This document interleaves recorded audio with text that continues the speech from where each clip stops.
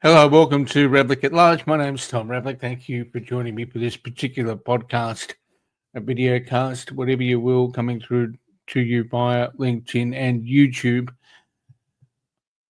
Parliamentary accountability is an important concept, and then one of the things we don't often talk about is how parliamentary accountability actually works, both at a federal and at a state level.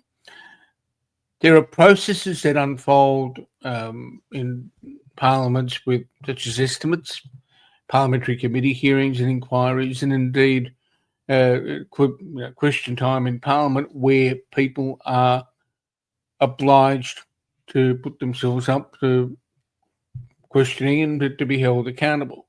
This doesn't always work as well as parliamentarians would like, and there are quirks and problems with that. So joining me today is John Ruddick, who is a member of the Libertarian Party in New South Wales. Now, John's been a member of another political organisation. We might touch on that briefly. But his role in the Upper House is interesting. In the Upper House is a house of review, and we will explore what his concerns are about the processes, what he thinks is good, what he thinks is not working, where he thinks improvement can be made, and also where he finds things are a bit challenging when he deals with the public servants that front parliamentary committees. I'll bring John in now. John, thank you for joining me. Nice to see you, Tom. Thanks for having me. Now, before we begin, if you had to put your background, your career onto a yellow Post-it note for someone who'd never met you before, what's the John Ruddick elevator pitch? Well, look, I grew up in the country in rural New South Wales at Tamworth. I came to Sydney to go to university in 1991. I joined the Liberal Party after the Fight Back election, which John Hewson narrowly lost because I was a big believer in Fight Back, still am. And I was involved. And when I joined the Liberal Party, I thought that I would be meeting lots of other young Liberals, young people like myself who are interested in debating ideas, hot button issues. But I walked into this, this psycho world where it was all just like about factional controls, like mafia bosses. And so I sort of had this on and off again relationship with the Liberal Party, where I would have bursts of activity to try and bring about reform, make the place more democratic, defang the factions. But then I would sort of lose interest because I just thought, these guys are beyond fixing. And then I wrote a book in 2018 called Make the Liberal Party Great Again, which was all about how to make the party democratic. And I thought that would take 10 years, those reforms to come through. The biggest of those reforms was saying that the party membership of Liberal and Labor should be elected by their members, their rank and file members, not the party room, because it's so open to corruption. And I thought that would take 10 years. But then COVID came along and I just thought that the state and federal Liberal governments were appalling. They got us into debt. They locked us down. They forced warp speed vaccines on us. And and then at the same time, Scott Morrison, who won the 2019 election by opposing global warming extremism, he then sold out to global warming extremism. So I then thought, this is in the height of all the COVID hysteria. And the Libertarian Party was very outspoken about that. And I thought, well, I'm going to join these guys. And I've always liked Ayn Rand and Milton Friedman and Hayek. I've always thought of myself as a libertarian. And I feel when I joined the Libertarian Party, it was exactly what I thought the Liberal Party would be like, which was bright minds passionately talking about ideas. And then I got elected to the New South Wales Parliament in 2023 as a Libertarian. Now, just before we zoom into the topic of the day, I mean, one of the things that you talk about in being in the libertarian space is obviously discourse, dialogue, and freedom of speech, and all that sort of stuff. So, what did you actually study at uni? Can you take us back there? Well, I did nothing but history. Okay, and I went quite well in that, and then I got into a graduate law program, which I did 2 years of, but I had no interest in law because I've always been passionate about history. And then I dropped out of law school because John Howard won, and I was offered a job with Ross Cameron as a staffer, and I thought, well, that's what I want to do. Okay, so you hang about with Ross for a while. Okey-dokey. Which then takes us into the parliamentary realm, which would have been it would have been interesting, being with Ross in that space, given his intellectual pursuits, Marcus Aurelius and all of that. But if we go to Parliament, people outside of Parliament know that there are processes of parliamentary committees and estimates. They're not always sure how they work, but they know they exist. How do you find the processes of Parliament from the perspective of keeping the government accountable in New South Wales at the present time? When people think of the government, they think of the politicians. But they're about 0.01% of the government. The government is the bureaucracy. Okay, they're people that run the bureaucracy, the head of these departments, are paid a lot of money, sometimes $1 million. Okay, a lot more than the politicians. And these people, elections come and go, but those top mandarins, those top bureaucrats, they stay, and they are the government. Now, the Parliament, has forms of government, and that government has ministers, and those ministers are like the bosses of the various departments. Okay, so on paper at least, the ministers do have a lot of power. Now, often they sort of get bamboozled by the senior bureaucrats because they know a lot more about the department than the minister does. But the minister definitely does have a power when we have a good reformist government to, make the bureaucracy smaller. So in terms of scrutiny, what we do have is the ability to scrutinise the ministers. They are the ones with the power. Okay, now the most common form of scrutiny is question time. So both the lower house and the upper house every day have an hour of question time and there's a roster. So roughly once a week when Parliament's sitting, I get to ask any minister anything I want about their portfolio. So that's the most high profile way of keeping the government accountable. But then, as you mentioned, there's also budget estimates.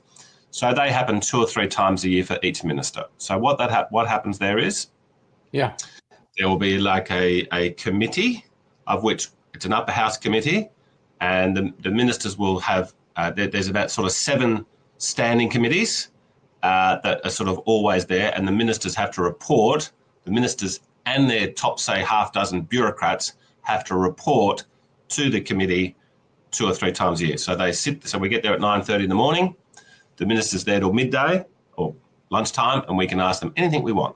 And then in the afternoon, the bureaucrats are there, and we can ask them anything that we want. And so that is officially a part of Parliament. That is recorded as Hansard. People have to swear an oath that they'll tell the truth, the whole truth, and nothing but the truth, etc.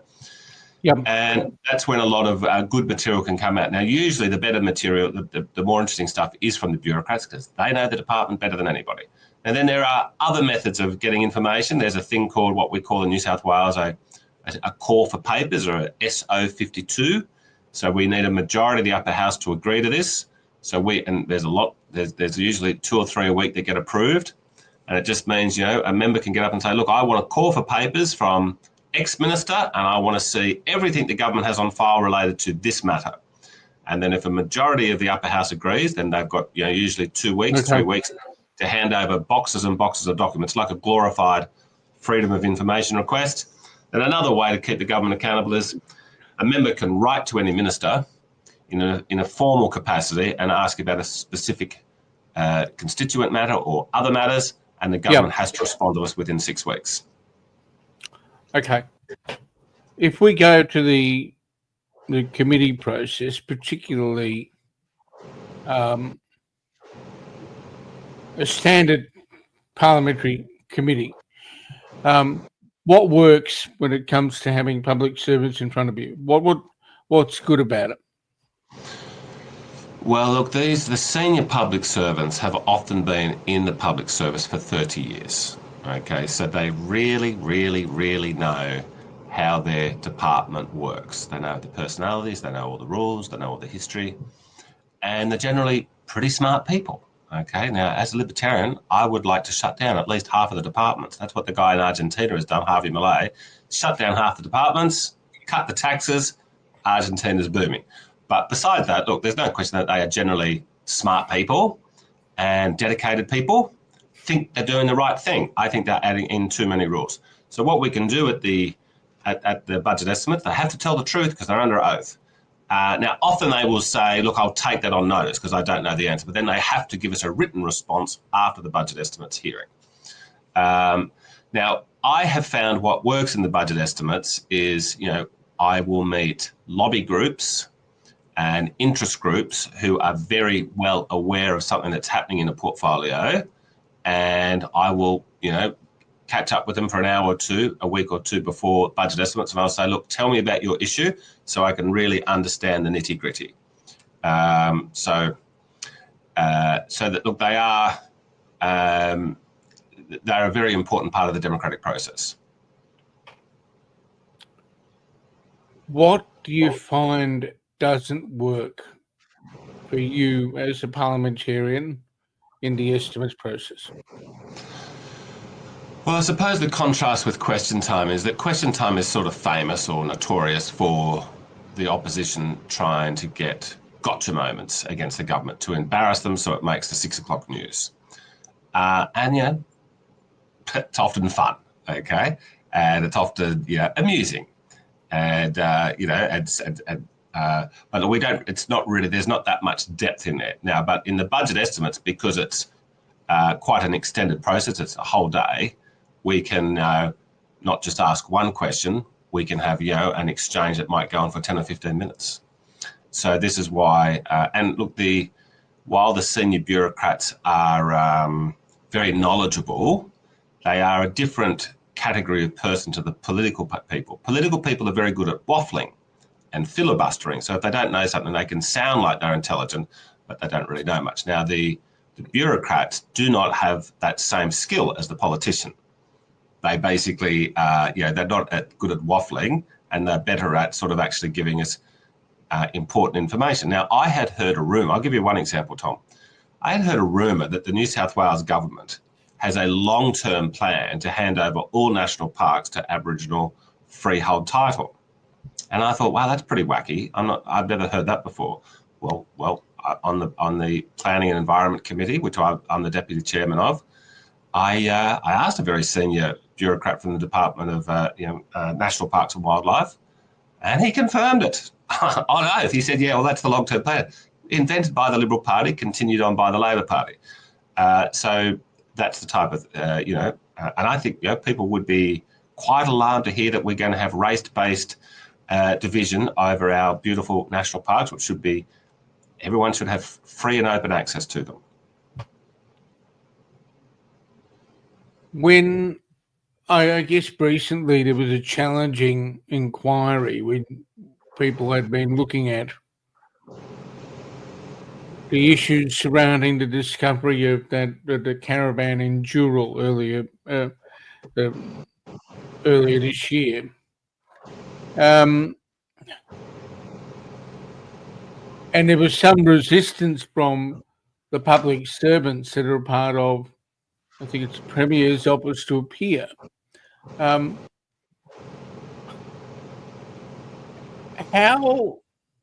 do you, as somebody that's effectively an independent in the Parliament, view that? Because it's an interesting exercise in trying to get the public, trying to get the ministerial staff, that is the personal staff of a minister, whether the Premier, Treasurer, or whatever, in front of an inquiry, and they don't normally appear, do they? Well, the ministers, well, members of the lower house can't be summoned to the upper house. They can attend voluntarily, but they certainly constitutionally do not have to attend if they don't want to, but their staff do, as we've recently discovered. So what happened over the summer in Sydney is that there was this escalating series and alarming series of what appeared to be anti-Semitic attacks. Started out low-key with like nasty graffiti on synagogues, moved up to car bombings, moved up to bombing a synagogue, maybe 2 or 3, bombing a home of prominent Jewish citizens. And everyone in Sydney was pretty freaked out about it, saying, what the hell is going on here?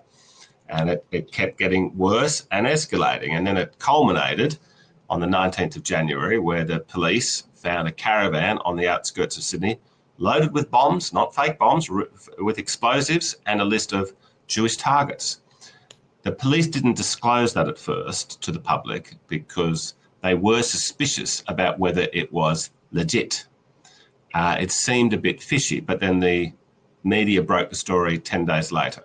So then, and everyone's thinking, oh my God, they were planning a pretty serious terrorist attack. Could have been in the middle of Sydney, could have been in the great synagogue in Elizabeth Street. And so then we get back to Parliament soon after this, when we're all shocked that this, terrorist incident has been thwarted.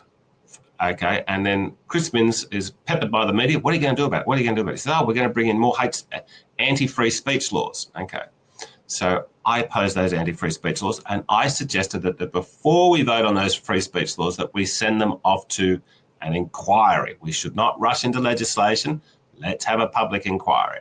Min says, no, we're not going to have an inquiry. So they slammed through these rules through the Parliament. But by the time it got to the Upper House, Tom, there were already reports in the Sydney Morning Herald and elsewhere saying, this caravan thing may not be what it appears. And there was 1 or 2 Labor Party people who got up there and said, well, I've got to vote for these anti-free speech laws. But they didn't really believe in them, because you get kicked out of the Labor Party if you vote against them. And this Labor Party MLC got up and said, look, the Sydney Morning Herald today says that this thing, may not be what it appears to be. Anyway, so the laws go through. Then a week after that, the federal police call a press conference and they say, that caravan thing we can confirm was a quote unquote criminal con job. Okay, so what had happened is that you had an Australian serious gangster who had been, I think, busted for importing cocaine, facing life in jail. Very weirdly, he was on bail and he skipped the country and he's now in Turkey, where there's no extradition treaty. So it's now come out that this guy orchestrated the caravan so he could ring up the federal police and say, hey, I'm doing you a favour. There's a caravan there. I'm just trying to stop a terrorist attack. Please let me come back to Australia. I'll do a reduced sentence, but not a life sentence. I think he's got young kids here. He wants to be with his kids. And so now when we found out that it was a criminal con job, and the Liberal Party had supported these anti-free speech laws, the Liberal Party and the crossbench got together and said, well, look, surely we need to have an inquiry now. And so we did have an inquiry, and I was put onto that inquiry. And in that first meeting, I asked the Deputy Police Commissioner, I said, look, so it was a relief to find out that the caravan was a criminal con job, but there were many other incidences of a similar nature in the lead up to this. How many of them were related to the same criminal con job? And without blinking, he said 14. So basically all of them. So all those things that were alarming us over the summer were related to this thing. Now that is a relief, okay, to think that there wasn't, that this wasn't genuine anti-Semitism, okay, that was, rising up like a plague, a bad thing. And ever since this thing got exposed, there hasn't been any of these sort of street incidences against our Jewish community. So that's good too. So we had the inquiry, and we called for the Premier, the Police Minister, and the Attorney General to come along. And they said, no, we don't want to come along. And they were entitled to do that. So then we said, okay, well, we'd like to subpoena your senior staff and the senior bureaucrats who were involved in this decision about formulating the anti-free speech laws. And the senior bureaucrats said no, and this Parliament, the Premier's staff, etc., said no as well.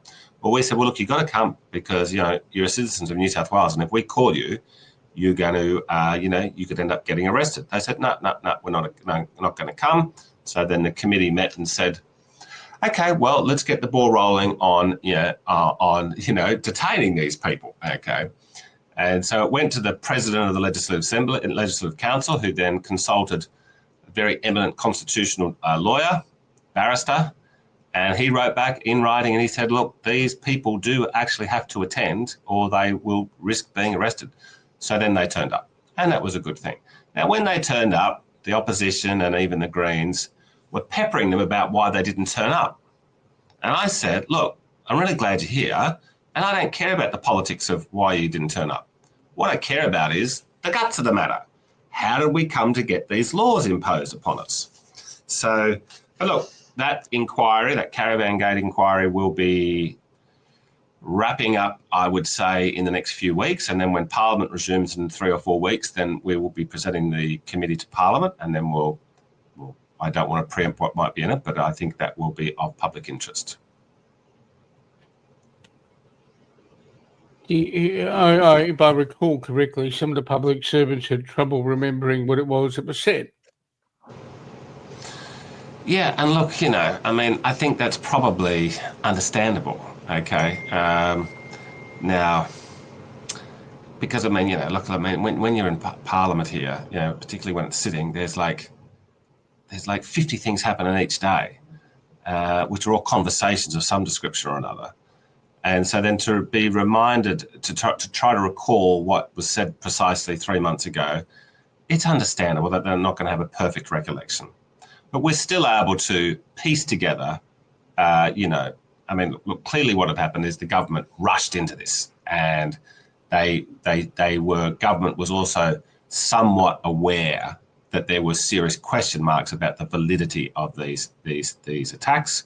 And so that's where the government made a bad error. So I get you. So you're saying you've got a bit of sympathy for the public servants who ended up rocking up for that inquiry. Oh, well, look, I mean, look, they're all nice people, okay? They're all good people. Now, look, you know, I'm basically an anarcho-capitalist. I want to phase the government out entirely, okay? I see the government as you know, simply the most heavily armed gang out there, okay? But putting that aside, okay, look, these senior staff, these senior bureaucrats, they're good people, and I was saying it's understandable that they don't have a perfect recollection because that's just normal. So expecting them to have that level of recollection is unreasonable, given the nature of that, given the nature of the, I guess, the pressure cooker that they're working at any point in time. Well, I think the opposition and the Greens were sort of peppering them about very specific details, which, you know, and they're saying, look, I don't have a full recollection. I don't believe they were lying. But look, the macro matters, I think, was pretty clear. And this is what, you know, that they had foolishly rushed into these new laws, despite knowing that there were serious question marks, and that the media were sort of, you know, were sort of putting so much pressure on Minns that he caved into the media. So we've been able to establish the important facts. Now, when people get upset, oh, you say you can't remember this, well, you know, they weren't over particularly important issues. We've touched on good things. We've touched on